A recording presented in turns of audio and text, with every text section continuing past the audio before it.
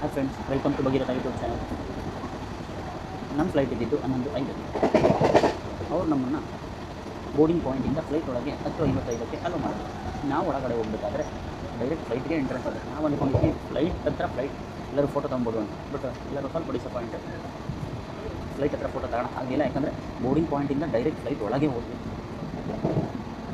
ಅಲ್ಲೆಲ್ಲ ನಮ್ಮ boarding ಪಾಸ್ನೆಲ್ಲ check ಮಾಡಿ ಒಳಗೆ ಬಿಟ್ಟರು. ಒಳಗೆ ಹೋಗಿ ನೋಡಿದ್ರೆ ಇದು ಫ್ಲೈಟ್ ತುಂಬಾ ದೊಡ್ಡದು. ನಾವು ಇದು ಇಷ್ಟು ದೊಡ್ಡದಿರುತ್ತೆ ಅಂತ ಅಂದ್ಕೊಂಡಿರಲಿಲ್ಲ. ನಿಯರ್ 240 ಕೆಪಾಸಿಟಿ ಅನಿಸುತ್ತೆ ಇದು. ನಾನು ಅಂದ್ಕೊಂಡಿರಲಿಲ್ಲ ಇದು ಇಷ್ಟು ದೊಡ್ಡದಿರುತ್ತೆ ಅಂತ, ಯಾಕಂದರೆ ಇದು ನಮ್ಮ ಡೊಮೆಸ್ಟಿಕ್ ಫ್ಲೈಟ್ಸ್ ಎಲ್ಲ ಸ್ವಲ್ಪ ಕಡಿಮೆ ಇರುತ್ತೆ ಅಂದ್ಕೊಂಡಿದ್ದೆ. ತುಂಬ ದೊಡ್ಡದು. ಫ್ಲೈಟ್ ಒಳಗೆ ಹತ್ತಿದ ಮೇಲೆ ಎಲ್ಲರೂ ನಮ್ಮ ಜಾಗದಲ್ಲಿ ಕೂತ್ಕೊಂಡು ಆಗಿದೆ. ಈ ಫ್ಲೈಟು 11:15ಕ್ಕೆ ಹೊರಡ್ತು. ಅಂದರೆ ನಮಗೆ 11:05ಗೆ ಇವರು ಟೈಮ್ ಕೊಟ್ಟಿದ್ರು. ಬಟ್ 10 ಮಿನಿಟ್ಸ್ ಲೇಟಾಗಿ ಹೊರಟಾದ್ಮೇಲೆ ವ್ಯೂ ನೋಡಿ ಹೇಗಿರುತ್ತೆ ಅಂತೇಳಿ. ವಿಂಡೋ ಸೀಟ್ ಸಿಕ್ಕಿರಲಿಲ್ಲ ನಮಗೆ. ಬಟ್ ಹೊರಗಡೆ ವ್ಯೂಸು, ಫ್ಲೈಟ್ಸ್ ನಿಂತಿರೋದು ಎಲ್ಲ ಹಂಗೆ ಒಂದು ಕ್ಯಾಪ್ಚರ್ ಮಾಡ್ಕೊಂಡ್ವಿ. ಅದಾದಮೇಲೆ ಫ್ಲೈಟ್ ಮೂವ್ ಆಯಿತು. ಫ್ಲೈಟ್ ಹತ್ತಿದ ಮೇಲೆ ಗಗನಸಖಿಯರಲ್ಲಿ ಸ್ವಲ್ಪ ಇನ್ಸ್ಟ್ರಕ್ಷನ್ಸ್ ಕೊಟ್ಟರು. ಅಂದರೆ ಎಮರ್ಜೆನ್ಸಿ ಟೈಮ್ಗಳಲ್ಲಿ ನಾವು ಮಾಸ್ಕ್ ಯಾವ ಥರ ಯೂಸ್ ಮಾಡಬೇಕು ಆ ಥರ ಎಲ್ಲ ಕೊಟ್ಟರು. ಸ್ವಲ್ಪ ಅದನ್ನೆಲ್ಲ ಇನ್ಸ್ಟ್ರಕ್ಷನ್ ಕಾಮನ್ನಾಗಿ ಯೂಶ್ವಲಿ ಇದ್ದೇ ಇರುತ್ತಂತೆ. ನಾವು ಕೇಳ್ಕೊಂಡ್ವಿ. ಅದಾದಮೇಲೆ ನನಗೆ ಫಸ್ಟ್ ಅನುಭವ ಆಗಿದೆ ಏನಂದರೆ, ನಾವು ನೈಟ್ ಟೈಮ್ಗಳಲ್ಲಿ ನಮ್ಮ BMTC ಬಸ್ಗಳಲ್ಲಿ ಹೊರಟಾಗ ಲೈಟ್ ಆಫ್ ಮಾಡ್ತಾರೆ. ಅದೇ ಅನುಭವ ಈ ಫ್ಲೈಟಲ್ಲೂ ಆಯಿತು. ಫಸ್ಟು ಟೇಕ್ ಆಫ್ ತೊಗೊಬೇಕಾದ್ರೆ ಸ್ವಲ್ಪ ಹಾರ್ಟ್ ರೇಟ್ ಸ್ವಲ್ಪ ಜಾಸ್ತಿ ಆಯಿತು. ಬಟ್ ತೀರಾ ಅಂತ ಏನು ಎಫೆಕ್ಟ್ ಅಥವಾ ಏನೋ ಆ ಥರ ಫೀಲ್ ಆಗಲಿಲ್ಲ.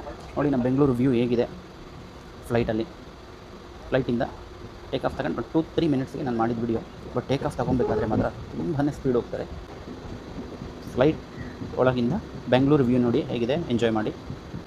ನಾವು ಅಂದ್ಕೊಂಡಿದ್ವಿ 1 hour 45 ಮಿನಿಟ್ಸ್ ಬೇಕು ಬೆಂಗಳೂರಿಂದ ಪುಣೆಗೆ ಅಂತ. ಬಟ್ ನಾವು ಅಂದ್ಕೊಂಡಿದ್ದಕ್ಕಿಂತ ಬೇಗನೆ ಪುಣೆಗೆ ರೀಚ್ ಆಯಿತು. 1 hour 5 ಮಿನಿಟ್ಸಲ್ಲೇ. ಹೋಗ್ಬೇಕಾದ್ರೂ ಒಂದೆಲ್ಲ ಸೆಲ್ಫಿ ವಿಡಿಯೋ ತಗೊಂಡು ಫೋಟೋಸ್ ತಗೊಂಡು ಇಳಿದ್ವಿ. ಅದಾದ ನಂತರ ನಾವು ಪುಣೆ ಏರ್ಪೋರ್ಟಿಂದ ಎಕ್ಸಿಟ್ ಆಗಿ ಹೊರಗಡೆ ಒಂದು ವಿಡಿಯೋ ತಗೊಂಡ್ವಿ. ಯಾಕಂದರೆ ಇಲ್ಲಿ ಒಳಗಡೆ ವಿಡಿಯೋ ಮಾಡೋದು ಅಫೆನ್ಸ್ ಮಾಡೋಂಗಿಲ್ಲ ಅಂದರು. ಹಂಗಾಗಿ ನಾವು ಹೊರಗಡೆ ಮಾತ್ರ ವಿಡಿಯೋಸ್ ತಗೊಂಡ್ವಿ. ಇಲ್ಲಿಂದ ಫ್ಲೈಟ್ ಏರ್ಪೋರ್ಟಿಂದನೇ ಒಂದು ಬಸ್ ಪ್ರೊವೈಡ್ ಮಾಡ್ತಾರೆ ಕ್ಯಾಬ್ ಇರೋ ಹತ್ರ. ಅಲ್ಲಿ ಕ್ಯಾಬ್ ನಾವು ಹೋಗಿ ಬುಕ್ ಮಾಡ್ಕೊಂಡು ನಮ್ಗೆ ಯಾವ ಪ್ಲೇಸೋ ಅಲ್ಲಿಗೆ ಹೋಗ್ಬೋದು. ನಾವು ಅಲ್ಲಿ ಕ್ಯಾಬ್ ಹತ್ರ ಹೋಗಿ ಕ್ಯಾಬ್ ತೊಗೊಂಡು ಪುಣೆ ರೈಲ್ವೆ ಸ್ಟೇಷನಿಗೆ ಹೋದ್ವಿ.